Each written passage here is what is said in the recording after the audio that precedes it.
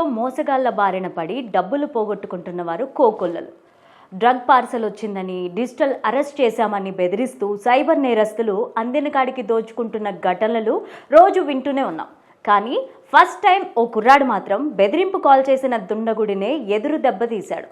Cyber దుండగుడి నుంచి 10,000 తన ఖాతాలోనికి transfer చేసుకున్నారు. చివరకు మోసపోయారని గుర్తించిన తన డబ్బులు తనకు ఇవ్వాలని ఆ మోసగాడు ప్రాధేయపడ్డాడు. ఉత్తరప్రదేశ్లోని కాన్పూర్లో చోటు చేసుకున్న ఈ ఘటనకు సంబంధించిన వివరాలు ఇప్పుడు చూద్దాం. కాన్పూర్కు చెందిన భూపేంద్ర సింగ్కు ఇటీవలే ఓ కొత్త నెంబర్ నుంచి ఫోన్ కాల్ వచ్చింది. తనను తాను సిబిఐ అధికారినని పరిచయం చేసుకున్న ఆగంతకుడు అభ్యంతరకర వీడియోలు పంపించామంటూ భూపేంద్ర సింగ్ను బెదిరించాడు. సిబిఐ కేసు నమోదు చేసిందని, అరెస్ట్ తప్పదన్నాడు. తనకు 16,000 రూపాయలు ఇస్తే కేసు మూసేస్తానని చెప్పాడు. అయితే ఇది ఫేక్ కాలని గ్రహించిన భూపేంద్ర సింగ్ భయపడిపోయినట్లు నటించాడు. వీడియోల గురించి తన తల్లికి చెప్పొద్దని వేడుకున్నాడు.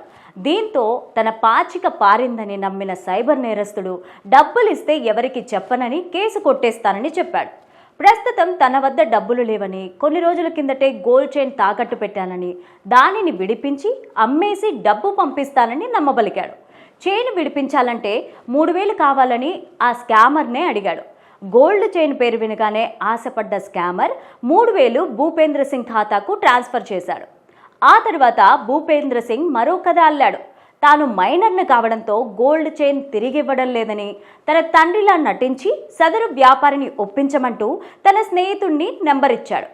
నగల వ్యాపారిగా స్కామర్ను నమ్మించిన భూపేంద్ర స్నేహితుడు తాకట్టుకు సంబంధించిన మొత్తం క్లియర్ చేస్తే ఆ గోల్డ్ చైన్ పైన 1,10,000 రుణంగా ఇస్తానని చెప్పాడు. దీంతో అత్యాశకు పోయిన స్కామర్ మరో 2 దఫాలుగా 4,480 రూపాయలు, 3,000 ట్రాన్స్ఫర్ చేశాడు. ఇలా మొత్తంగా 10,000కు పైగా సైబర్ స్కామర్ నుంచి భూపేంద్ర అతని స్నేహితులు రాబట్టారు.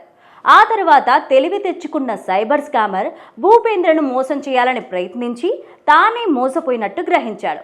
తన డబ్బు తిరిగి ఇచ్చేయమని భూపేంద్రను అతని స్నేహితుణ్ణి బతిమాలుకున్నాడు.